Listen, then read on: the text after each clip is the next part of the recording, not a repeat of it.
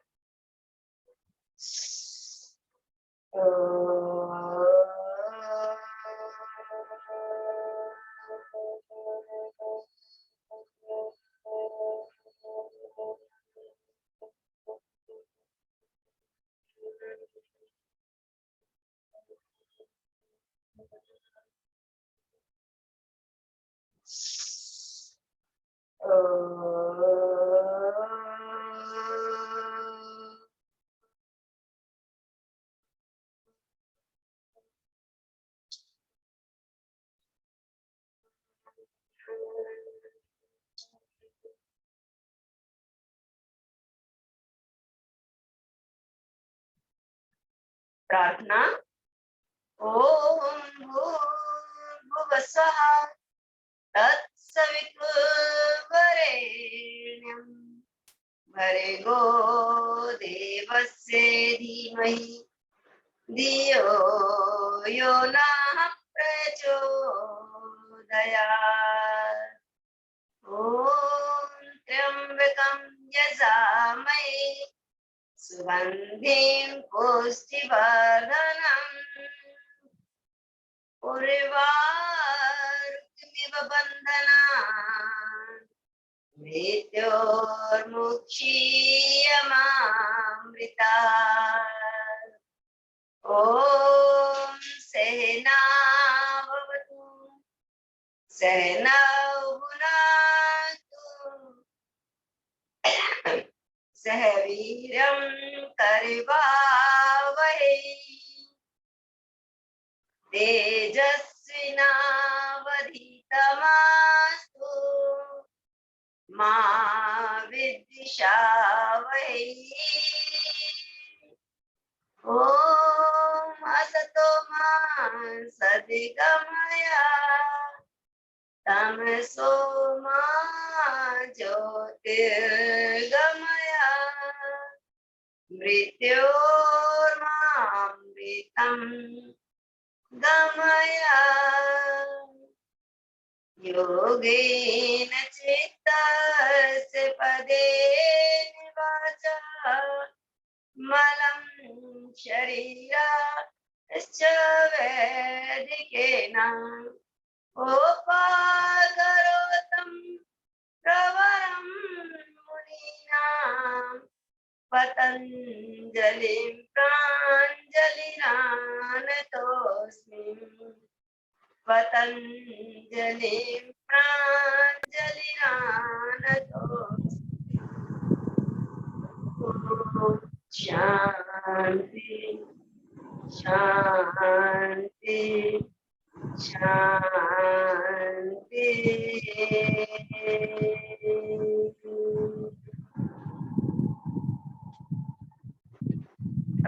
परमेश्वर को नमन वंदन करते हुए परम श्रद्धे परम पूज्य युग दृष्टा महामानव स्वामी जी महाराज के श्री चरणों में कोटि कोटि नमन करते हुए आयुर्वेद शिरोमणि श्रद्धे आचार्य जी महाराज के श्री चरणों में कोटि कोटि नमन। संपूर्ण गुरु सत्ता को मेरा सादर नमन वंदन हो। साथ ही हमारे मध्य उपस्थित मध्य प्रदेश की राज्य प्रभारी आदरणीय बहन ज्योति जी, गुजरात उत्तर की राज्य प्रभारी आदरणीय बहन तनुजा जी, गुजरात दक्षिण की राज्य प्रभारी आदरणीय बहन सुमिका जी, सभी राज्य कार्यकारिणी सदस्य बहने, राज्य सोशल मीडिया प्रभारी बहने, राज्य संवाद प्रभारी बहने और सभी जिला प्रभारी बहनों को जो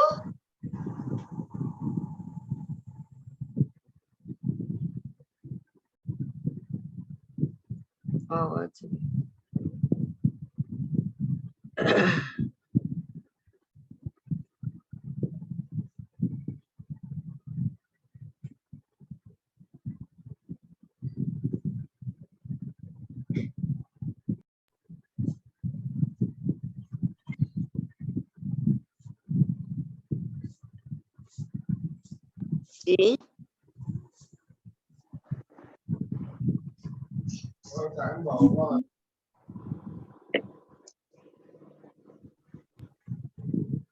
दीदी ओम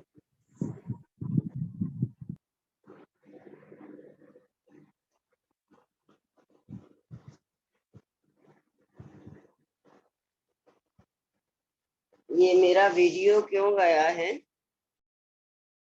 ओम मेरा वीडियो दिखाई नहीं दे रहा है? नहीं दीदी, नहीं दे रहा। हाँ, ये क्यों? कोई टेक्निकल प्रॉब्लम हुई है क्या उधर से? दीदी आपका वीडियो ऑफ हो गया है। दीदी यहाँ से आपका वीडियो ऑफ शो दिखा रहा है। मेरी तरफ से नहीं हुआ, ये अभी कोई कॉल आया था, उस कॉल के कारण से हुआ है। हाँ है ना?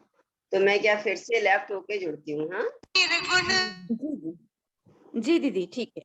मैं फिर से लेफ्ट होती हूँ, लेकिन लेफ्ट का ऑप्शन भी इसमें नहीं आ रहा है।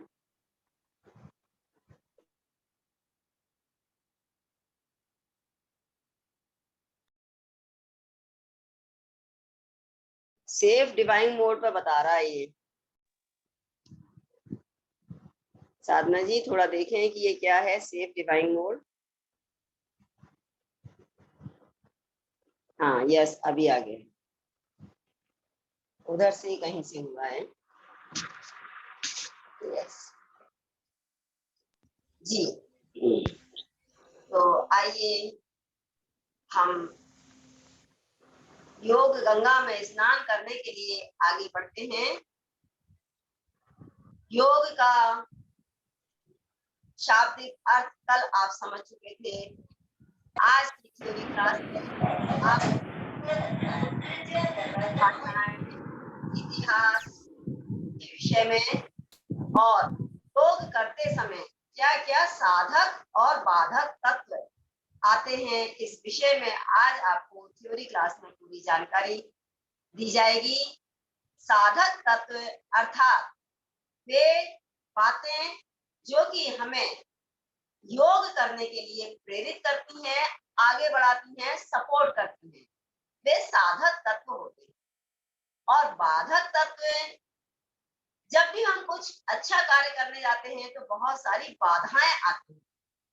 वे बाधाएं पर्यावरण की, वातावरण की, हमारे मन की, परिस्थितियों की बहुत सारी बाधाएं आती, तो वे बाधक तत्व कहलाते हैं जो हमें योग करने से पीछे खींचते हैं। तो आज आपको बहुत सारे साधक और बाधक तत्वों से भी परिचित कराया जाएगा, ताकि आप समझ सकेंगे कि क्यों हमारा मन नहीं लगता, क्यों कभी-कभी हम करके थोड़ा छोड़ देते हैं, क्यों कोई ना कोई आलस से बहाना हमारे मन के अंदर आता है। तो जब आप दोनों चीजों को अच्छे से समझ जाएंगे कि कौन से ऐसे तत्व हैं जो हमें प्रेरित करते हैं, तो आप उसी रास्ते पर चल के अपने आप को सुदृढ़ कर सकेंगे।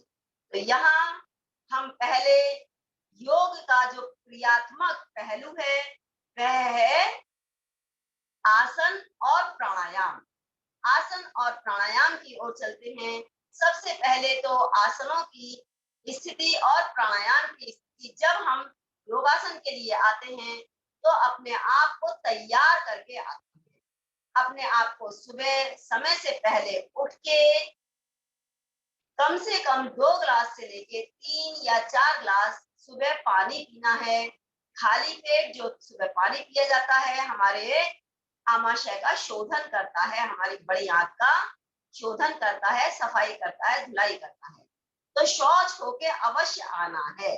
यदि नहीं आता है तो थोड़ी देर पहले उठिए, पानी पीजिए। और पानी कैसे पीना है, कल भी बताया था। पानी आपको ऐसे उखड़ू बैठ के पानी पीना है, चाहे ऐसे पलंग पे बैठे या जमीन पे बैठे, ऐसे बैठ के तो आपका पेट दबेगा और जो पानी है वो यहाँ पर इकट्ठा होके प्रेशर मारेगा और आपको तुरंत फ्रेश होने के लिए प्रवृत्ति होगी।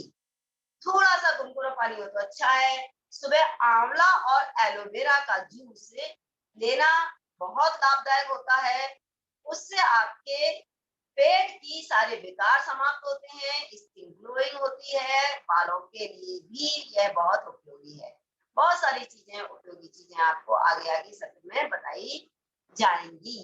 तो इस प्रकार सुबह खाली पेट पानी पीना, या तो तांबे के लोटे का या सामान्य रखे हुए मटके के घड़े का या किसी भी पात्र से, लेकिन प्लास्टिक की बोतल में अधिकतर पानी न रखें, क्योंकि पानी के अंदर इसके जो सूक्ष्म तत्व हैं वे शामिल हो जाते हैं और हमारा पानी फायदा करने की जगह हमारे अंदर कुछ और अधिक टॉक्सिन भी डाल देता है। इसलिए ध्यान रखें, कभी बोतल से पानी नहीं पीना है, ग्लास से पानी पीना है। होठ हमारा पानी से टच रहना चाहिए ताकि ऊपर से वायु साथ में न जाए।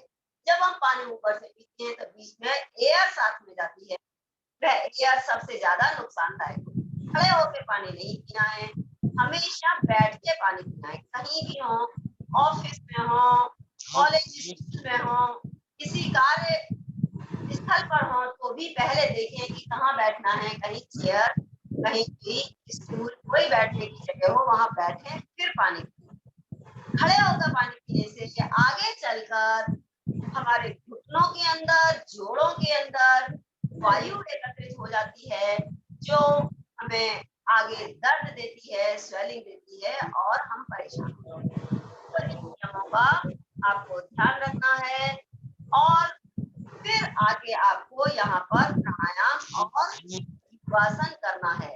आगे आगे आपको आहार संबंधी बहुत सारे नियम भी बताए जाएंगे, क्या आपको लेना है, क्या नहीं लेना है। बात के संतुलन के विषय में भी बताया जाएगा। अभी हम चलते हैं आसन और प्राणायाम की।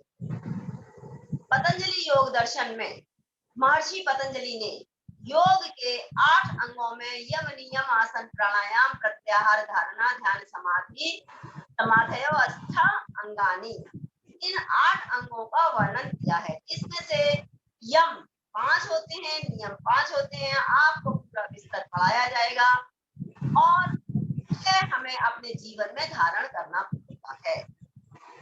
यम को हम अपने व्यवहारिक रूप में धारण करते हैं और नियमों को हम अपने व्यक्तिगत जीवन में नियम के रूप में शौच, संतोष, तप, स्वाध्याय, ईश्वर प्रणिधान, ये हम अपने जीवन में उतारते हैं कि हमें किस नियम से चलना है, शौच, सबसे पहले हमें अपनी शुद्धि का ध्यान रखना है। हम फ्रेश हो गया है, शौच, मन की पवित्रता, शुद्धि, प्राणायाम के द्वारा शुद्धि, तो षट क्रियाओं में आपको आगे शुद्धि भी पढ़ाई जाएगी। संतोष, मन में संतोष रखना है, यह सारा आपको विस्तृत में पढ़ाया जाएगा। इस सब की मैं व्याख्या नहीं कर रही, सिर्फ ये आपको सूक्ष्म रूप से एक दृष्टिकोण बताते हुए, और आगे हम इसे आसन के ऊपर चलते हैं। जैसा कि कल बताया था, आसने न रोजम हंति प्राणायामे न पात कहा। स्थिर सुखम आसनम, महर्षि पतंजलि ने आसन के विषय में यह वर्णन किया है। आसन के विषय में उन्होंने विभिन्न आसनों के लिए कुछ नहीं कहा है, लेकिन हमारे बहुत से और योग के दृष्टा ऋषि मुनि हुए जिन्होंने कि योग के विभिन्न आसनों के विषय में बताया। कुछ आसन कल आपने देखे। अभी हम प्राणायामों की श्रृंखला में चलते हैं। सबसे पहले प्राणायाम के लिए भस्त्र का प्राणायाम, जैसा कि कल भी हमने किया था, तो भस्त्र का प्राणायाम सुपूर्ण आसन में बैठते हुए हाथों को ध्यान मुद्रा या वायु मुद्रा में, आपको मुद्राओं का चैप्टर भी आएगा, उसके अंदर इनके लाभ भी बताए जाएंगे। वायु मुद्रा, ध्यान मुद्रा, आकाश मुद्रा, अपान वायु मुद्रा, पृथ्वी मुद्रा, सूर्य मुद्रा और वरुण मुद्रा, और अनेक मुद्राएं बीमारियों के अनुसार अलग अलग बताई जाएंगी। जो भी आपके लिए अभी सूट को लगा सकते हैं। अभी आप ध्यान मुद्रा में अपने हाथों को रखते हुए और गहरा लंबा सांस करेंगे और छोड़ेंगे भस्त्र का प्राणायाम। दीदी मैं नहीं जुड़ पा रही गायत्री तोमर लिंक से।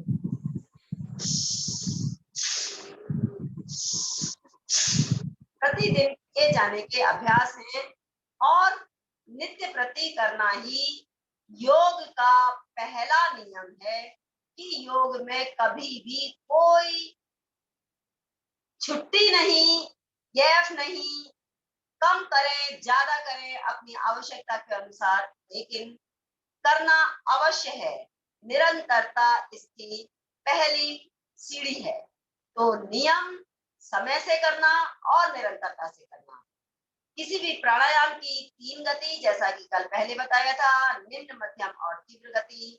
हार्ड हाई बीपी वाले आराम से करेंगे, सभी लोग सामान्य जन मध्यम गति से, और पूर्ण युवा शक्तिशाली तीव्र गति से भस्त्र का प्राणायाम लगातार 3 मिनट के लिए 2.5 सेकंड में लेना, 2.5 सेकंड में छोड़ना। सांस को पूरा भरेंगे फेफड़ों में,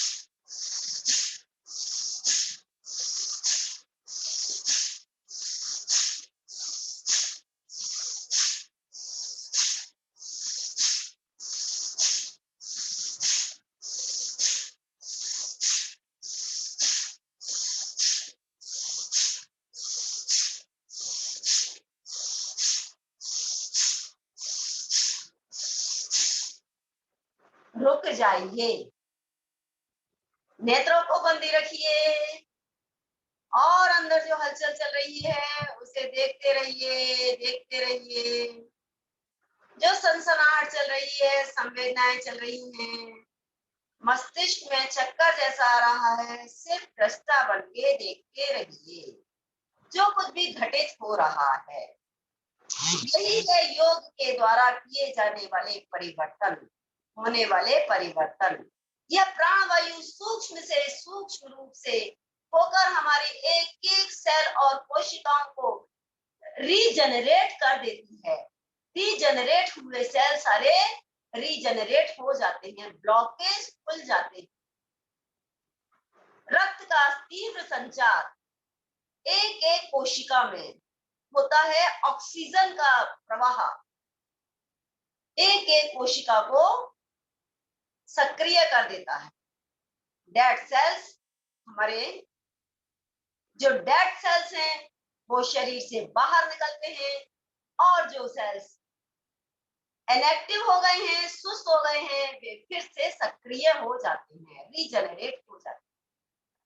भस्त्रिका प्राणायाम आपके शरीर में सामान्य ऑक्सीजन के स्तर से 10 गुना ऑक्सीजन लेने की कैपेसिटी बढ़ा देता है। फेफड़े हमारे पूरे खुल जाते हैं। फेफड़ों के छोटे छोटे से जो कोश होते हैं, वायु कोश, वो खुल जाते हैं। अस्थमा, एलर्जी, कफ, जुखाम, श्वास संबंधी सभी रोग इससे सीधे सीधे से प्रभावित होते हैं, दूर होते हैं। तुरंत करिए, तुरंत पाइए। आप यदि आपकी जुखाम और कफ है तो भस्त्रिका प्राणायाम तेल अवश्य डालना, जिससे दोनों नासिकाओं से श्वास आ सके, और जो व्यवधान है पहले उसे साफ कर देना। फिर देखिए श्वास भरते छोड़ते अंदर से पूरा भस्म हो जाता है जो भी कफ इत्यादि। और अब भस्त्रिका प्राणायाम के पश्चात दूसरा प्राणायाम है कपालभाति प्राणायाम। कपालभाति प्राणायाम एक सेकंड में एक प्रश्वास को केवल बाहर फेंकना, बाहर फेंकने की ओर ही पूरा ध्यान केंद्रित करेंगे। इसमें श्वास को लेना नहीं। क्रिया है किसी भी चीज की, आप क्रिया को पहले समझें। श्वास को बाहर फेंकना इस तरह से धक्के के साथ, जैसे मोमबत्ती आपके सामने रखी है तो उसे आप फूंक से बुझा रहे हैं। नासिका से फूंक मारें। अपनी हथेली को आगे रख के देखें, यहाँ तक हवा आती है। जब फूंक मारते हैं तो पेट स्वाभाविक रूप से अंदर जाएगा। दूसरा हाथ पेट पर रखें, पेट अंदर जाएगा, श्वास बाहर और पेट अंदर। बस इतनी सी क्रिया है।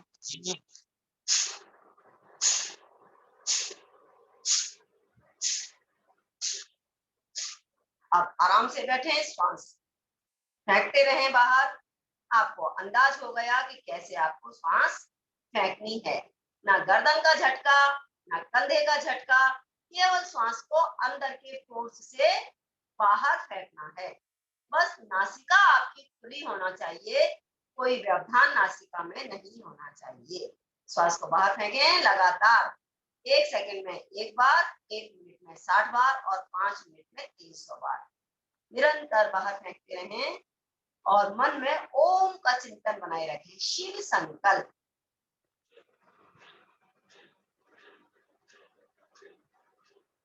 एक सेकंड में प्रश्वास को बाहर फेंकते हुए मन में शिव संकल्प बना के रखें।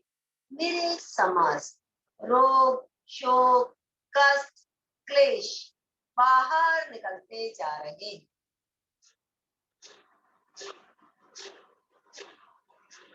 नेगेटिव एनर्जी,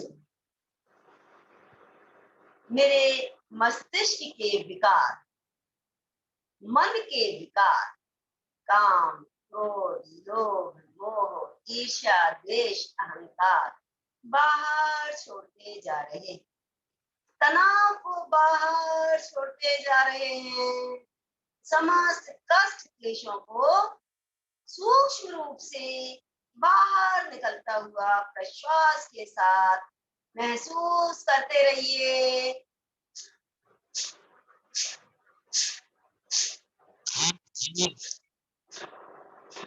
चेहरे पर आनंदित और प्रसन्न भाव, हल्कापन।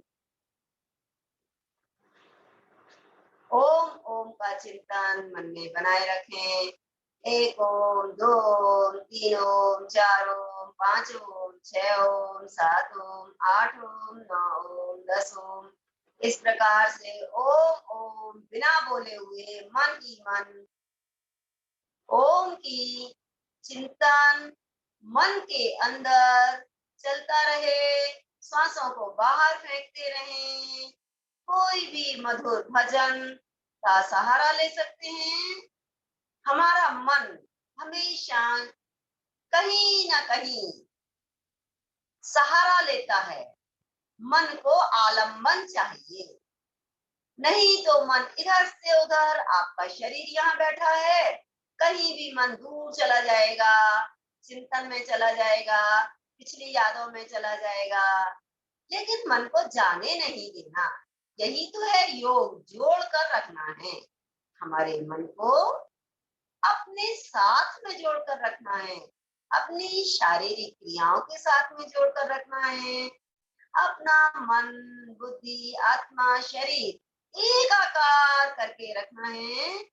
निरंतर कपालभाति करते करते और सीधा नाभि पर प्रेशर कपालभाति के द्वारा जो पड़ रहा है, हमारे समस्त उदर संबंधी विकार, सबसे पहला कब्ज, कब्ज की निवृत्ति कपालभाति के द्वारा होती है।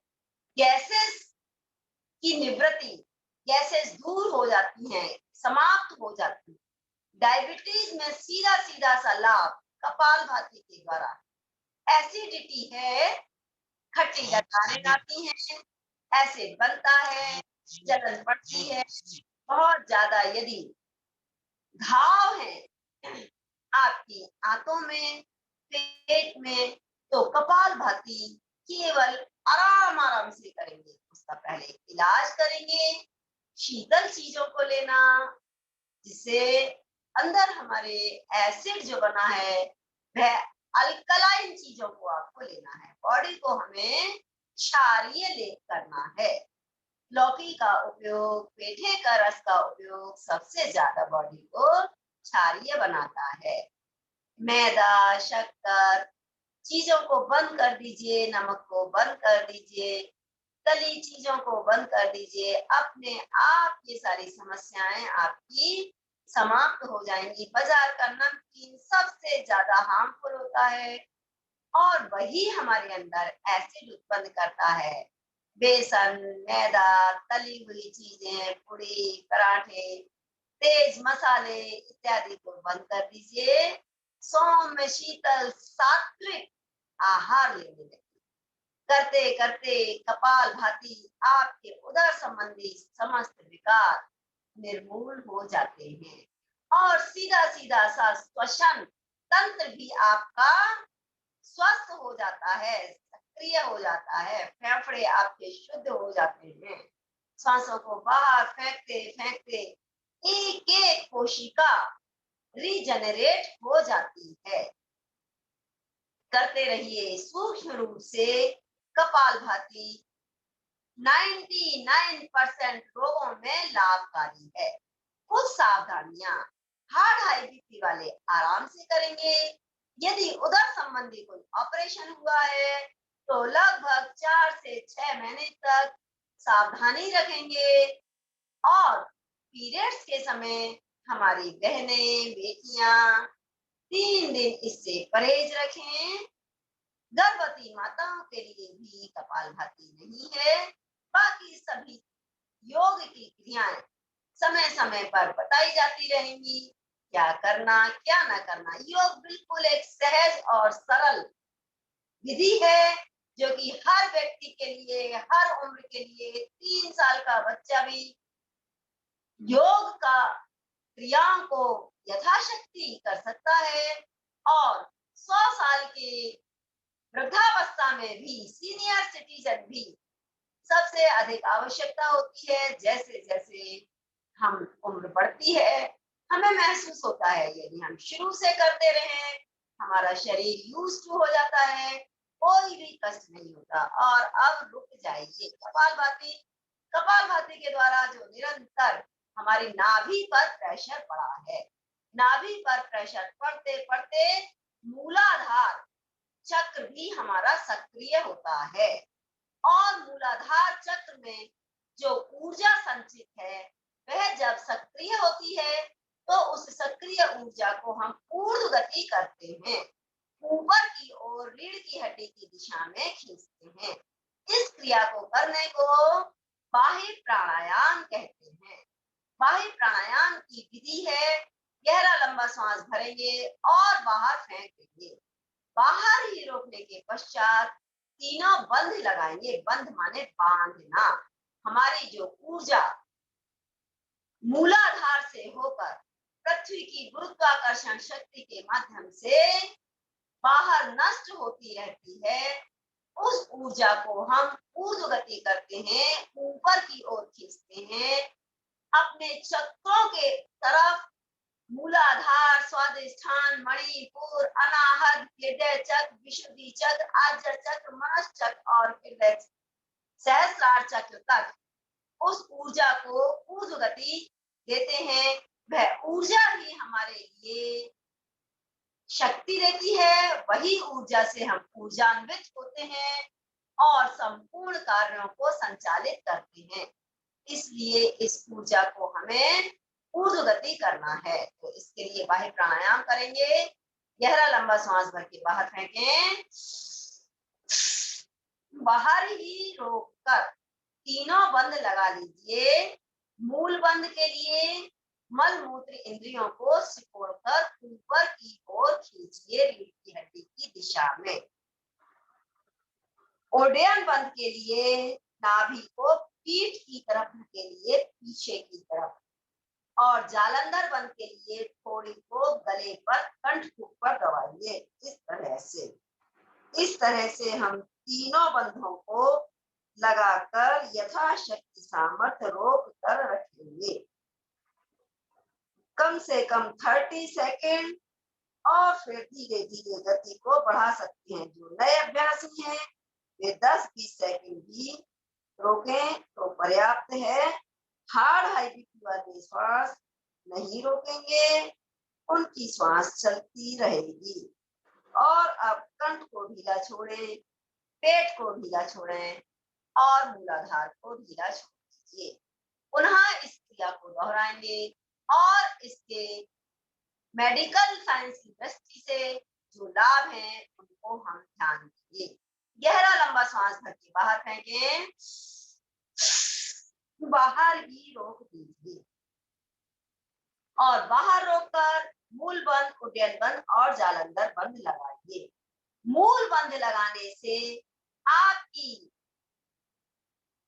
मल मूत्र इंद्रियों की मांसपेशियां संकुचित होती हैं और पाइल्स, फिस्टुला की समस्या, यूरिन संबंधी समस्या, पीसीओडी की समस्या, गर्भाशय की समस्या का निदान होता है।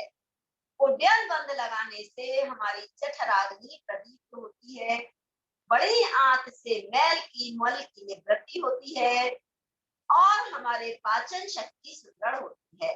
जालंधर बंद लगाने से थायराइड की समस्या का निदान होता है, टॉन्सिल्स की समस्या का निदान होता है। बच्चों में हकलाने, तुतलाने की समस्या इससे दूर होती है। स्पीच थेरेपी में भी इसको कराया जाता है। और रात को सोते समय जिन्हें खर्राटे आते हैं वह भी इससे मिट जाते हैं। पुराना कंठ का यदि कोई विकार है, कफ है, दर्द है, वह भी समाप्त होती है। कंठ को ढीला छोड़ें, पेट को ढीला छोड़ें और मूलाधार को ढीला छोड़िए। पुनः एक बार इसी क्रिया को दोहराएंगे। गहरा लंबा सांस भर के बाहर फेंकें, बाहर ही रोक दीजिए। बीमारियों के लिए इस तीनों बंद लगा लीजिए। बीमारियों के लिए इसके लाभ तो होते ही हैं, इसका मुख्य लाभ होता है इससे आपकी आंतरिक शक्ति का विकास होता है, एकाग्रता बढ़ती है, ध्यान की स्थिति बनती है। विद्यार्थियों में जो पढ़ने के लिए सबसे अधिक इससे एकाग्रता बनती है, इसलिए पद्मासन में बैठने से ही एकाग्रता बनती है। और इस तरह से जब आप बाह्य प्राणायाम करते हैं तो आपकी आंतरिक शक्ति का विकास होके और स्मरण शक्ति और एकाग्रता बनती है। तो ध्यान की स्थिति के लिए यह सबसे अच्छा प्राणायाम है, बाह्य प्राणायाम। धीरे धीरे कंठ को ढीला छोड़ें, पेट को ढीला छोड़ें, मूलाधार को ढीला छोड़ दीजिए। 11 से 21 बार तक करके इसे पूर्ण रूप से आप ध्यान और समाधि की स्थिति को पा सकते हैं। और अब अग्निसार क्रिया।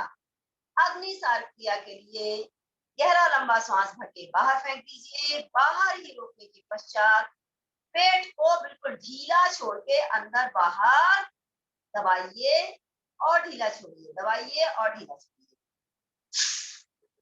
बाहर प्रश्वास छोड़ दिया, पेट को चलाइए।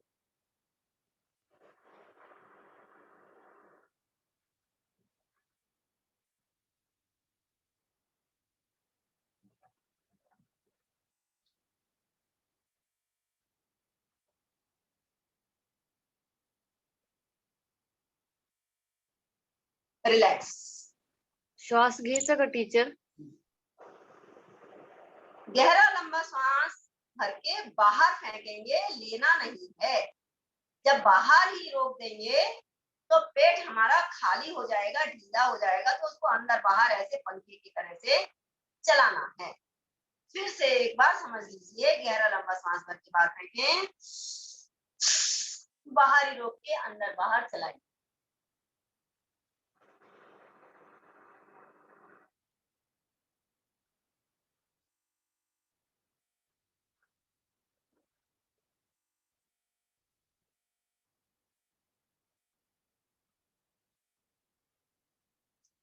रिलैक्स। 30-35 बार तक आप आसानी से कर सकेंगे अभ्यास के बाद। अभी आप 10-15 बार कर लेते हैं तो काफी है। धीरे धीरे शक्ति को बढ़ाइए। और अब इस अगली क्रिया के पश्चात पैरों को खोल दीजिए। काफी देर से एक आसन से बैठे हैं तो थोड़ा सा पैरों को खोलकर हम अपने आप को रिलैक्स करेंगे। हाथों को पीछे रख लीजिए, यह विश्राम स्थिति है। गर्दन को ढीला छोड़ दीजिए। रिलैक्स, एकदम सीधे रिलैक्स। बस इतनी सी देर में विश्राम हो जाता है, बहुत ज्यादा की आवश्यकता नहीं पड़ती। बस अब दंडासन में बैठ जाइए, थोड़े से सूक्ष्म व्यायाम और उसके बाद चलते हैं आसनों की ओर। कुछ और आसन कल बताए थे उससे अतिरिक्त। तो इस प्रकार से दंडासन में बैठिए। दंडासन में बैठकर सूक्ष्म व्यायाम में सबसे पहले पैरों की उंगलियों को खींचना छोड़ना, खींचना छोड़ना। इस प्रकार से मुट्ठी बंद बनाइए और फैलाइए। एक एक उंगली को खींचिए और अपनी मांसपेशियों के साथ में जुड़ जाइए। पूरे समय यहाँ जुड़े रहना, एक पल भी मन आपका इधर उधर न जाए। अब जुड़े कहाँ रहना है। पहले हम प्राण शक्ति के साथ में जुड़े रहे, प्राणों के साथ में। अभी भी हमें श्वास का लेना छोड़ना बिल्कुल भी बंद नहीं करना। 1 घंटे पूरा हम तीव्र सांसों को लेना, ये क्रिया कर रहे हैं तो भी श्वास को लेना छोड़ना, लेना छोड़ना, लेना छोड़ना। ये क्रिया साथ में चलती रहेगी और पैरों की उंगलियों को आप फैलाते रहेंगे। हमें इन एक एक जोड़ को खोलने का समय पूरे दिन में कभी नहीं मिलता।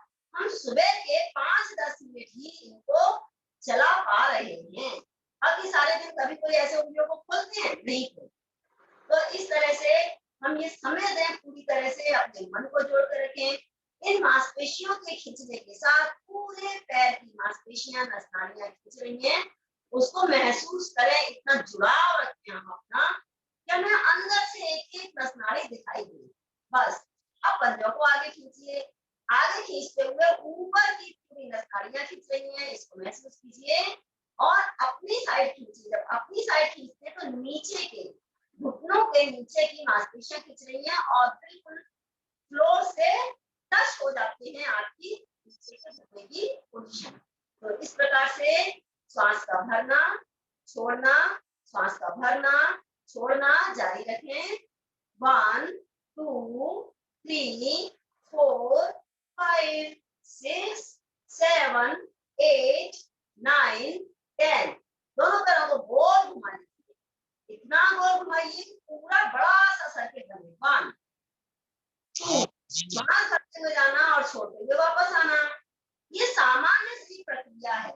श्वास लेने और छोड़ने की सामान्य सी प्रक्रिया को हमें थोड़ा सा और सजगता पूर्वक लेना है और सजगता पूर्वक पूरा छोड़ना है। बस यही प्रक्रिया अपने को ध्यान देनी है विपरीत दिशा में, एंटी क्लॉकवाइज विपरीत दिशा में। और अलग अलग विधियां जैसे आप सीखते चल रहे हैं, इस तरह से हमारी प्राण शक्ति, प्राणमय कोश इसी से सुदृढ़ होता है, आंतरिक शोधन होता है। जितना आप कहीं हार्ड एक्सरसाइज, फास्ट एक्सरसाइज करते हैं, उतना आपको भस्त्रिका प्राणायाम से लाभ हो जाता है। बस 5 मिनट से 10 मिनट तक सर्दियों में कर सकते हैं और 5 मिनट आप गर्मी। दोनों पैरों को दूर कर दीजिए, लगभग 1 से 1.5 फीट की दूरी पर आप दूर कर दीजिए और पैरों को अंदर की तरफ दबाइए। जब अंदर दबाते हैं तो आपकी जो लैटरल मसल्स हैं ये खिंचाव आते हैं। पहले ऊपर और नीचे की मसल्स खींची थी, अब आपकी साइड की मसल्स खींच रही हैं, आप ध्यान दीजिए। और फिर पीछे से ये छोटी वाली उंगली को जमीन पर लगाइए, अंदर से अंगूठों को जमीन पर लगाइए। थोड़ा सा कष्ट होगा शुरू में, घुटने मोड़ने नहीं चाहिए, घुटने खींचे हुए रहेंगे, बिल्कुल घुटने आपके खींचे हुए रहेंगे, तभी लाभ है। यदि घुटने मुड़े तो कोई लाभ नहीं। अब तेजी से चला लीजिए इसको। जब तेजी से चलाएंगे तो पूरे पैरों में कंपन होगा, महसूस कीजिए। पैरों के कैसे भी दर्द है दूर हो जाएंगे, मजबूत हो जाएंगे। दर्द नहीं है, जरूरी नहीं है दर्द, लेकिन सुदृढ़ और सशक्त मांसपेशियां हो जाएंगी। सूक्ष्म व्यायाम का मुख्य लाभ क्या है कि कोशिका सशक्त हो जाती, लचीली हो जाती, सुदृढ़ हो जाती। रक्त संचार हर जोड़ के अंदर होता है। बस अंगूठों को मिला लीजिए और एक पैर को राइट से एक पैर को लेफ्ट से ले जाते हुए फिर से गोल मिला लीजिए। 1 2 3 4 5 6 7 8 9 10 एंटी क्लॉकवाइज विपरीत दिशा में चलाइए। 1 2 घुटने को नीचे दबा कर रखिए। 4 5 6 7 8 9 10 दोनों पैरों को मिला लीजिए और चलाइए, ऐसे ऐसे चलाइए। इससे पहले हमने पंजों के लिए किया, टखनों के लिए किया, ये पिंडलियों के लिए और घुटनों के लिए। इससे हमारी पिंडलियां और घुटने सीधे सीधे से प्रभावित होते हैं। बस रोक दीजिए। एक और नया अभ्यास जो जंघा के लिए, दाहिने पैर को इस तरह से मोड़िए, दोनों हाथों को बाजू को रखते हुए दाहिने पैर को मोड़े और फिर इसको पलट दीजिए। हिप जॉइंट, दूसरा पैर बिल्कुल सीधा रखिए। 1 2 3 4 5 6 7 8 9 10 गुड। इसको सीधा कर दीजिए पैर को। दूसरे पैर से इसी अभ्यास को दोहराएं। 1 2 और महसूस भी कीजिए कि आपकी यहाँ पूरी हिप जॉइंट इससे सक्रिय हो रही है।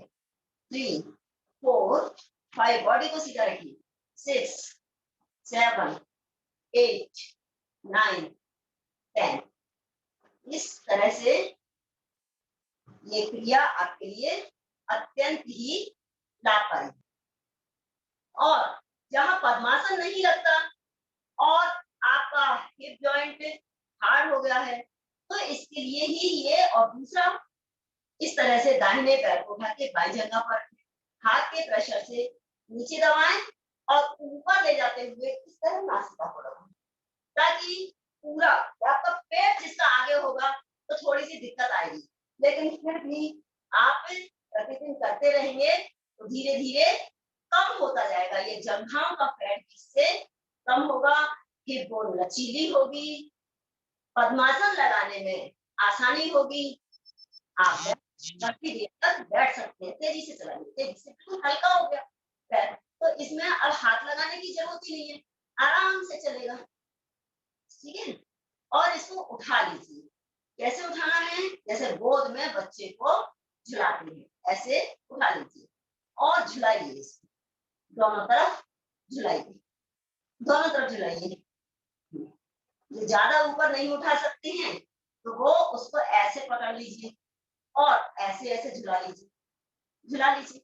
ये हमारे पैर ही तो हैं जो जीवन भर हमारा बोझ ढोते हैं, हमें ले जाते हैं एक स्थान से दूसरे स्थान पर। इनकी सेवा करना तो सबसे पहले जरूरी है, नहीं तो ये बैठ जाएंगे बोल देंगे अब हम नहीं चलते, अब आप कर लीजिए अपना अपने आप। तो आप व्हील चेयर पर बैठे बैठे फिर देखते रहेंगे सारे संसार को कि हमें कौन ले जाए, कैसे हम जाएं। इसलिए इसकी सेवा करना बहुत जरूरी है। तो क्योंकि सारे रोगों में पैरों से लाचार व्यक्ति ही सब तरफ से लाचार हो जाता है। इसलिए पैरों को स्वस्थ रखिए, एक एक अंग को देखते रहिए। हमें बाहर देखने की बजाय सब देखने की आदत चाहिए। बाहर संसार को देखते हैं, दूसरों को देखते हैं, ये ऐसा वो ऐसा, ये कर रहा है तो कर रहा है। हम अपने आप को देखें बस, अपने शरीर को, अपने मन को, अपनी इंद्रियों की चंचलता को, एकाग्रता को, अपने अंदर अपनी बुद्धि को, अपने विचार को, अपने आहार को, अपने खान पान को हम अपनी आँख के ऊपर दृष्टि रखें, उसी में व्यस्त रहें बस।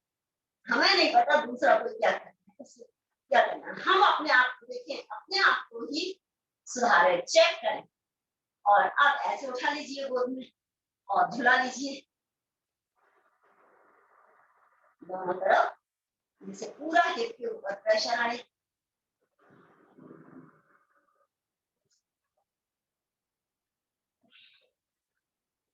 बस तो दीजिए और एड़ी पंजे को गोल घुमा लीजिए एंटी क्लॉकवाइज। बस पैरों को सीधा कर लीजिए और अब दोनों पैरों को तलवों से मिला लीजिए इस तरह से और फोल्ड कर लीजिए। जैसे हाथ जोड़ते हैं ऐसे पैर के तलवे आपस में जोड़ लीजिए और फोल्ड कर लीजिए, बटरफ्लाई आसन।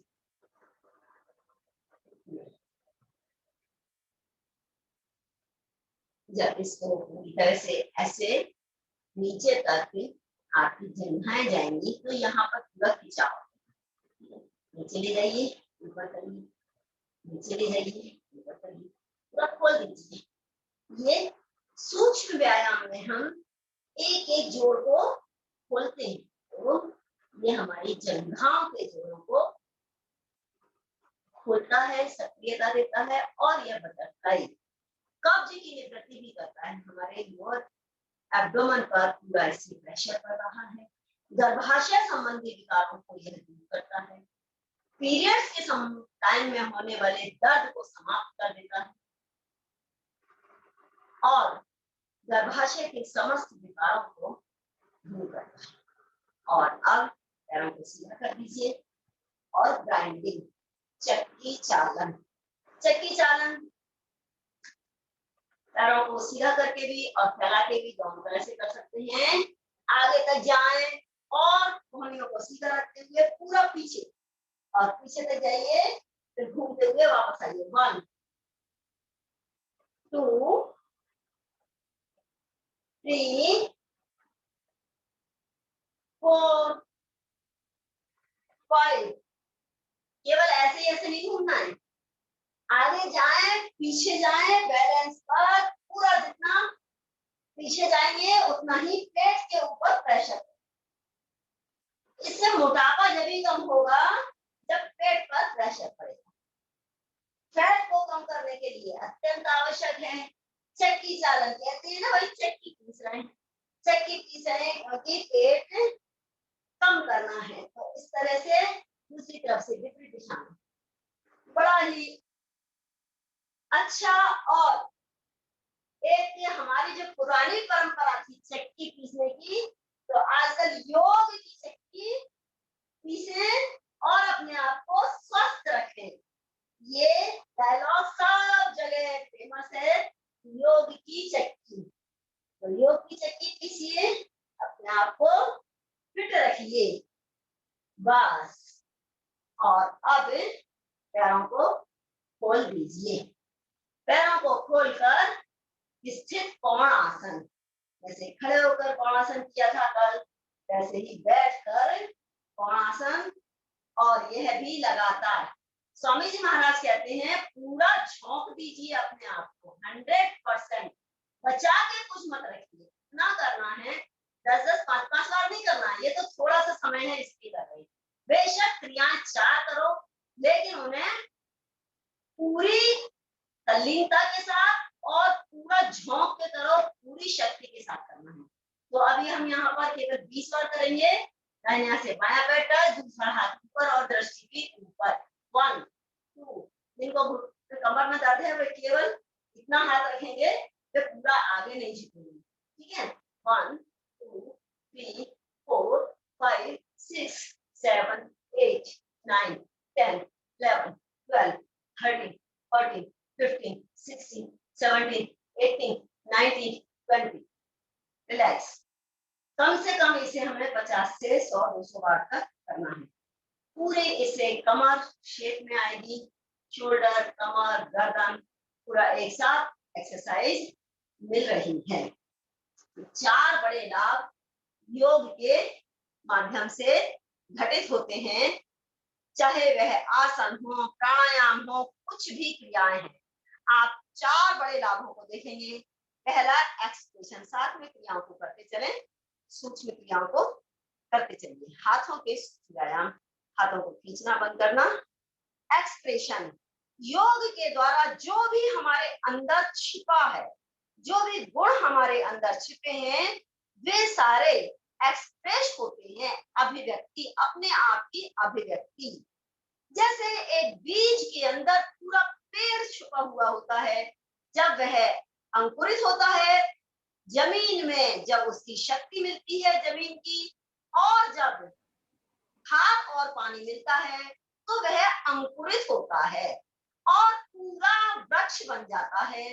और उसके एक बीज के अंदर वह छुपा हुआ था पूरा वृक्ष। इसी प्रकार से हमारे अंदर बीज रूप में गुण छिपे पड़े होते हैं, योग के द्वारा वह अभिव्यक्त होते हैं, एक्सप्रेशन की क्षमता बढ़ती है।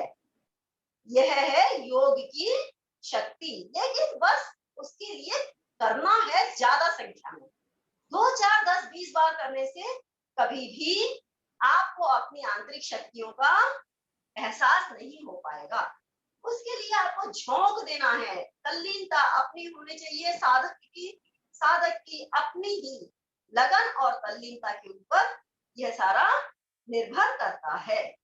और दूसरा लाभ होता है सीधा सीधा सा बैलेंसिंग का। बैलेंस, हमारा शरीर, मन, विचार बैलेंस हो जाते हैं, ना शरीर मोटा ना पतला। और आहार, विहार, वाणी, विचार सभी का संतुलन योग के द्वारा आता है। एंटी क्लॉकवाइज, क्लॉकवाइज और एंटी क्लॉकवाइज। दोनों हाथों को कंधे पर रख लीजिए और कोहनियों को मिलाएं, श्वास भरते हुए पीछे से लेना। ये क्रिया साथ साथ में चलती रहेगी। तो दूसरा बड़ा परिवर्तन होता है, बैलेंस आ जाता है योग के माध्यम से। तो एक्सप्रेशन, बैलेंस, रिजुनरेशन, रिजुनरेट हो जाती है। डेड पड़ी हुई सेल्स, बड़ी बड़ी बीमारियां, sugar, BP, cancer, asthma, kidney की प्रॉब्लम, बड़ी बड़ी समस्याएं लेस ऑक्सीजन के कारण, ऑक्सीजन की कमी के कारण रोग उत्पन्न होते हैं। और जब हम योग करते हैं विपरीत दिशा से भी करने से, और जब हम योग करते हैं तो हमारे अंदर ऑक्सीजन की प्रचुर मात्रा आ जाती है। और ऑक्सीजन की प्रचुर मात्रा आ जाती है तो हमारे जो न्यूट्रिएंट्स होते हैं, माइक्रो न्यूट्रिएंट्स होते हैं, जो प्रोटीन्स होते हैं, जिससे कि हमारे सेल्स पोषित होते हैं, जब तक ऑक्सीजन की प्रॉपर मात्रा नहीं होती तब तक कोई भी प्रोटीन, कोई भी आहार उपयोगी नहीं होता। उसका हमारे सेल के अंदर मेटाबॉलिक क्रिया नहीं हो पाती। जब हमारे ऑक्सीजन की मात्रा योग के द्वारा, प्राणायाम के द्वारा प्रचुर मात्रा में पहुंचती है, तभी वहां पर न्यूट्रिएंट्स, माइक्रो न्यूट्रिएंट्स और प्रोटीन जो हमारी सेल्स हैं उनके अंदर शक्ति उत्पन्न करते हैं और हमारे शरीर के अंदर की रीजनरेट हुई सेल्स रीजनरेट हो जाती हैं।